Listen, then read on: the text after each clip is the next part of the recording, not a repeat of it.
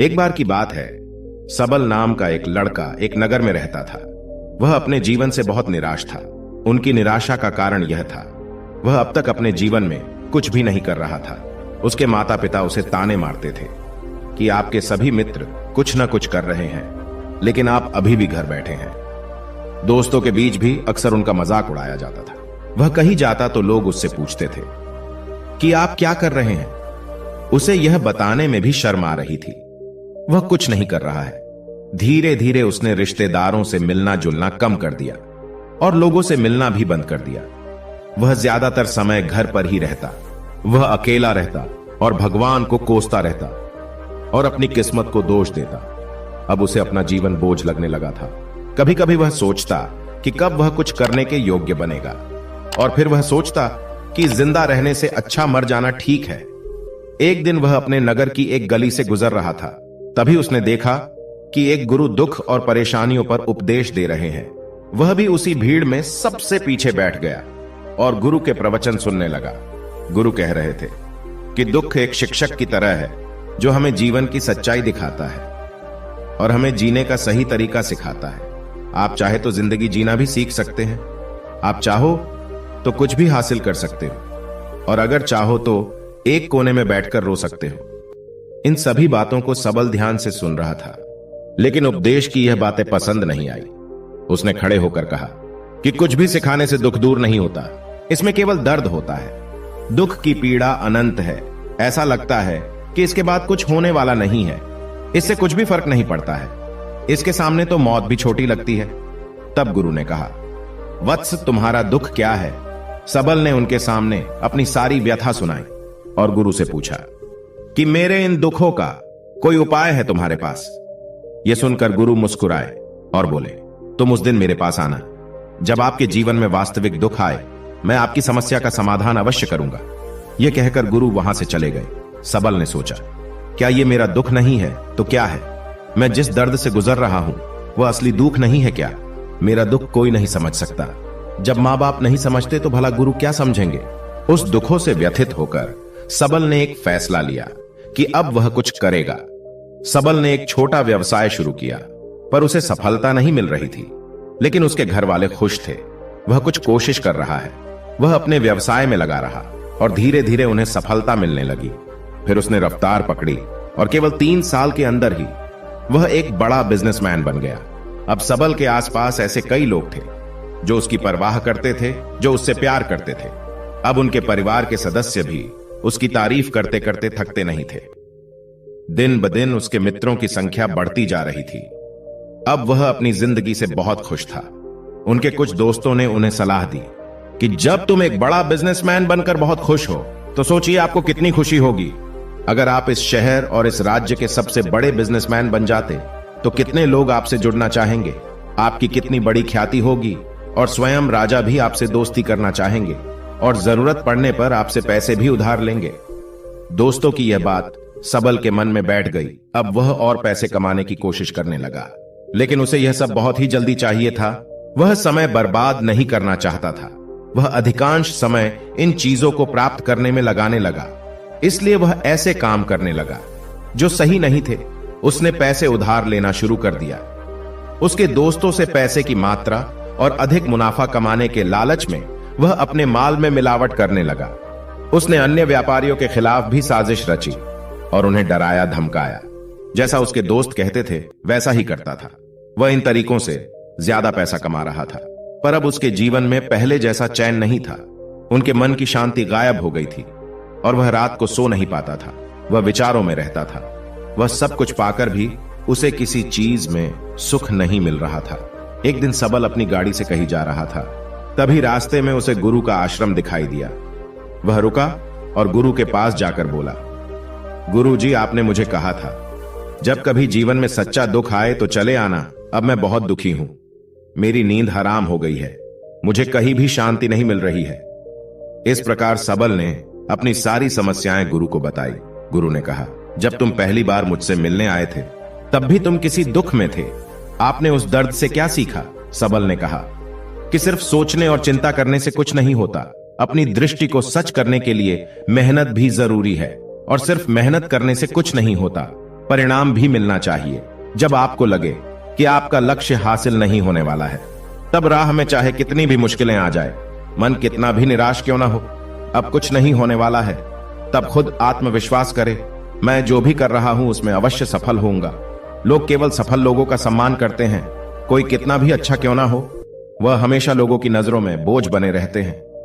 यह सब सुनकर गुरु मुस्कुराए और बोले, यह वास्तविक दुख नहीं है। अपने जीवन में वास्तविक दुख आए तब मेरे पास आना, मैं उसे ठीक कर दूंगा। सबल ने जाते समय गुरु को सोने के सिक्कों से भरा घड़ा भेंट किया। घड़े को देखकर गुरु ने कहा कि यह मेरे किसी काम का नहीं है, उस पेड़ के नीचे गड्ढा खोदकर गाड़ दो। सबल ने घड़े को पेड़ के नीचे दबा दिया।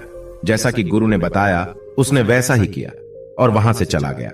कुछ दिनों से कारोबार ठीक चल रहा था, लेकिन व्यापार के गलत तरीके के कारण धीरे धीरे उसे व्यापार में घाटा होने लगा। उसकी सारी दौलत धीरे धीरे खत्म होने लगी और एक दिन ऐसा भी आया जब उसके पास कुछ भी नहीं बचा और उस पर कर्ज का बोझ चढ़ गया था। परंतु वह निश्चिंत था, क्योंकि उसने अपना सारा कर्ज अपने दोस्तों से लिया था। उसने सोचा था कि उसके दोस्त बुरे वक्त में उनके साथ खड़े रहेंगे, लेकिन ऐसा कुछ नहीं हुआ। जैसे ही बुरा वक्त आया, दोस्त पहले उससे कर्ज मांगने लगे। अगर उसने कर्ज नहीं लौटाया तो उन्होंने उसे जान से मारने की धमकी भी दी। उनके सभी शुभ चिंतक और प्रियजन उससे दूर हो गए। उसके दोस्त जो उसके साथ मस्ती किया करते थे, अब उससे दूर भाग रहे थे। उसका परिवार उसकी गलतियां और कमियां गिनने लगा। उसकी सारी संपत्ति नीलाम हो गई और उसके पास कुछ भी न बचा।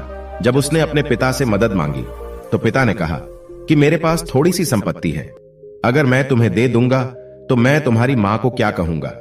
यह संपत्ति हमारा अंतिम सहारा है। सबल के मन में गहरा दुख छा गया। उसके आसपास कोई नहीं था उनके दुख को समझ सके। लोगों के इस विश्वासघात के कारण वह अंदर से टूट चुका था।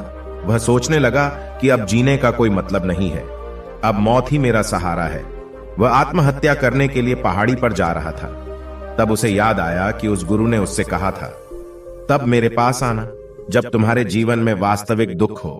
सबल गुरु के पास गया और अपनी सारी व्यथा सुनाई। आंखों में आंसू लिए उसने कहा, हे गुरुदेव, मेरे दुख का निवारण कीजिए। तब गुरु ने कहा कि जब जीवन में असली दुख आए तब मेरे पास आना, मैं इसे जरूर ठीक करूंगा। सबल ने कहा कि यह क्या है, मेरी जिंदगी में दुख नहीं है तो आखिर असली दुख क्या है। गुरु ने सबल से कहा कि पहले आप मुझे बताओ कि आपने अपने दुख से क्या सीखा। तब सबल ने कहा कि मैंने वह सीखा, जो लोग हमारे जीवन में आते हैं वह हमारी सफलता और प्रगति के कारण वो हमें धोखा जरूर देंगे, क्योंकि बुरे समय में वे हमारे साथ नहीं खड़े होंगे। वे अच्छे समय में ही हमारा फायदा उठाएंगे और बुरे समय में हमें छोड़ देंगे। उन लोगों पर ही भरोसा करें जो हमारे बुरे समय में हमारे साथ खड़े रहते हैं। लेकिन ऐसे लोग बहुत कम होते हैं, लेकिन जिनके पास है उन्हें उनकी सराहना करनी चाहिए, उनका अपमान नहीं करना चाहिए। कभी भी किसी के खिलाफ साजिश नहीं रचनी चाहिए। अपना काम ईमानदारी और धैर्य से करें और कभी लालची न बने। अपने सारे दुख दर्द और अनुभव बयां करने के बाद सबल गुरुजी के सामने आंखों में आंसू लिए बैठ गया। कुछ देर बाद गुरु उठे और पेड़ के नीचे गड्ढा खोदा और वो घड़ा निकाला जो सोने के सिक्कों से भरा हुआ था। उसने सबल को देकर कहा, मेरे पास तब आना जब तुम्हारे जीवन में वास्तविक दुख हो। सबल ने अपने गुरु को धन्यवाद दिया और उसे प्रणाम करके चला गया। उस पैसों से उसने एक छोटा सा व्यवसाय शुरू किया। अब वह छोटा व्यापारी बनकर भी खुश था। उसने पूरी लगन और ईमानदारी से कारोबार किया और जल्द ही वह अपने शहर का एक बड़ा व्यापारी बन गया। उसका जीवन सुख सुविधाओं से भरा हुआ था। लेकिन कोई कितना भी अच्छा क्यों ना हो, लेकिन जीवन में दुख आता है। तो सबल के जीवन में भी दुख आया। अपने माता पिता की मृत्यु हो गई। वे दोनों एक ही दिन मर गए। सबल अपने माता पिता से बहुत प्यार करता था, इसलिए उनके निधन से उन्हें गहरा सदमा लगा। अंतिम संस्कार किया गया। उसने अपने माता पिता का शव जलते हुए देखा तो उसका मन बेचैन हो उठा। उसके मन में कई सवाल उठने लगे। वह घर वापस आ गया। उसने अपने माता पिता के घर और संपत्ति को देखा, जिसके लिए उनके पिता हमेशा लड़ते रहे। आज वो खाली पड़ा है। जिन्होंने इसकी देखभाल की, इसके लिए लड़ने वाले इस दुनिया से चले गए। उसके पिता ने जो कुछ कमाया वह सब यही रह गया। एक दिन पहले तक उसके पिता मारपीट करते थे किसी के साथ उसकी संपत्ति के लिए। आज वो खुद इस दुनिया से चले गए। उसका मन ऐसे अनेक विचारों में भटक रहा था। वह अंदर से अकेला और डरा हुआ महसूस कर रहा था। वह खाली महसूस कर रहा था। उसे लगा कि कुछ तो है, परंतु वह समझ नहीं सका। इसलिए वह गुरु के पास गया। उसे देखकर गुरु ने कहा, क्या जीवन में कोई दुख है? सबल ने कहा, वैसे तो जीवन में कोई दुख नहीं है, सब कुछ अच्छा चल रहा है, लेकिन आज मेरे माता पिता का देहांत हो गया है। मैं इस घटना से बेहद दुखी और परेशान हूं। गुरु ने कहा, इसमें दुखी होने की क्या बात है? एक दिन सबको मरना है, मुझे भी मरना है, तुझे भी मरना है। शायद तुम कल ही मर जाओ या आज भी मर सकते हो। सबल ने कहा, क्या कह रहे हो गुरुजी? मैं भी मर जाऊंगा, लेकिन मैं अभी जवान हूं। गुरु ने कहा कि सभी जी रहे हैं इसी भ्रम में कि मृत्यु केवल बूढ़ों को आती है, लेकिन ऐसा नहीं है। जवान भी मर जाते हैं, बच्चे मर जाते हैं। मौत का उम्र से कोई लेना देना नहीं है, यह सभी को प्रभावित करता है। गुरु की ये बातें सबल के मन में बैठ गई और वह चुपचाप चला गया, लेकिन उसका मन अभी भी बेचैन था। वह खाली महसूस कर रहा था। वह सारा दिन अपने बारे में ही सोचता रहता कि वह कौन है, वह इस दुनिया में क्यों आया है, इस जीवन का लक्ष्य क्या है। ऐसे कई सवाल उसके दिमाग में लगातार उठ रहे थे, लेकिन उन्हें अपने किसी भी सवाल का जवाब नहीं मिल रहा था और उसका दुख दिन ब दिन बढ़ता ही जा रहा था। इसलिए कुछ दिन बाद वह फिर से गुरु के पास पहुंचा और बोला, हे स्वामी, मैं बहुत दुखी हूं, क्योंकि मैं यह नहीं जान पा रहा हूं कि मैं कौन हूं और मैं इस दुनिया में क्यों आया हूं। यह सुनकर गुरु मुस्कुराए और बोले, आज आपके जीवन में पहली बार सच्चा दुख उत्पन्न हुआ है। यह वास्तव में दुख कहलाने लायक है। हम नहीं जानते कि हम कौन हैं, हम क्यों आए हैं। सबल ने अपने गुरु से कहा कि उसकी दुर्दशा दूर करे। गुरु ने कहा कि हम सभी इंसान हैं, जीवन भर संग्रह करते रहते हैं। सबल ने कहा, कोई भी इंसान अपने साथ कुछ भी नहीं ले जा सकता, वह सिर्फ अकेला ही जाता है। मेरे माता पिता भी अपने साथ कुछ भी नहीं लेकर गए, धन संपत्ति वैभव सब कुछ यहां पर छोड़कर गए। गुरु ने कहा, अब मेरी बात ध्यान से सुनो। इस संसार में हमें जो संग्रह करना चाहिए वह हम नहीं करते, बल्कि चीजें हमारे सामने होती है, लेकिन हम उन्हें देखने की कोशिश नहीं करते। हमें इस दुनिया में जो कुछ भी इकट्ठा करना है वह हम खुद हैं। हमें खुद को जुटाना होगा, ताकि जब हम मरे तो हम एकजुट हो सके और खुद को पहचानने में सक्षम होने के लिए। हम अंदर बटे हुए हैं। हम प्यार, नफरत, गुस्सा, ईर्ष्या में बटे हुए हैं। क्रूरता, धन, स्थिति, प्रतिष्ठा, सम्मान, पहचान, धर्म, जाति, सैकड़ों हजारों ऐसी चीजों और इच्छाओं में हम विभाजित हैं और टुकड़ों में जीवन जी रहे हैं। इस विभाजन के कारण हमारी चेतना कभी एक नहीं हो सकती। हमारी चेतना व शक्ति बिखरी हुई है, इसलिए हमारे पास इतना समय नहीं है, इतनी ऊर्जा नहीं कि हम मुड़ सकते हैं और अपने भीतर देख सकते हैं।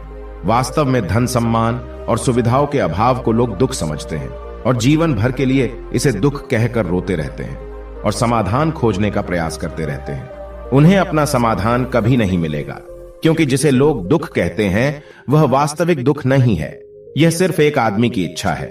उसकी इच्छा कभी पूरी नहीं होती, इसीलिए व्यक्ति को कभी उनके प्रश्नों का समाधान नहीं मिलता। इसलिए इन सब से परे यदि आप अपने दुखों का परम समाधान चाहते हैं तो सबसे पहले खुद को समेटना होगा। इस दुनिया से अपनी ऊर्जा वापस ले लो और इकट्ठा करो। अपने आप पर ध्यान केंद्रित करो, स्वयं पर ध्यान दो। अपने मृत्यु से पहले अपने आप को जानने की कोशिश करो। बिखरो मत, सबल ने कहा। गुरुजी, क्या हम इस संसार को छोड़ दें? हमारी सभी इच्छाओं को मार देना चाहिए। किसी से प्रेम नहीं करना चाहिए, धन संग्रह नहीं करना चाहिए, सम्मान की आशा छोड़ देनी चाहिए। गुरु ने कहा कि भावनाओं और इच्छाओं से ऐसे बिखरे हुए मनुष्य में से बाहर निकल आओ, जैसे कोई पत्थर पहाड़ से अलग होकर गिरे तो जिस पर पर्वत का कोई कंट्रोल नहीं होता सिवाय देखने या परेशान होना और कुछ खोना। ठीक वैसे ही बिखरे हुए मनुष्य की इच्छाएं बेकाबू और दर्दनाक है। उसका अनियंत्रित मन इच्छा करता रहता है और कल्पना करता रहता है और यह दुख देता है। लेकिन जब एक व्यक्ति अपने मन को एकत्र करता है तो वह जो कुछ भी करता है वह उसके नियंत्रण में होता है। फिर उसकी इच्छा से इच्छाएं भी उत्पन्न होती है। फिर सबल ने कहा कि आपने मेरे असली दुख का समाधान कर दिया। आपका बहुत बहुत धन्यवाद। अब से मैं खुद को समेटने और खुद को तलाशने की कोशिश करूंगा। गुरु ने कहा कि मानव शरीर में बहुत ऊर्जा और शक्ति है, लेकिन यह फालतू के कामों में बटा हुआ है, बेकार की बातों में लगा हुआ है। यह एक बहुत ही शक्तिशाली मशीन की तरह है और वह बिना सोचे समझे अपनी शक्ति बर्बाद कर रहा है। और बिना किसी नियंत्रण के। इसीलिए इस शक्ति पर ध्यान दे, अपनी चेतना और इसे इकट्ठा करे। सबल को अपने प्रश्नों का उत्तर मिल गया। उसने अपने गुरु का धन्यवाद किया और चुपचाप चला गया।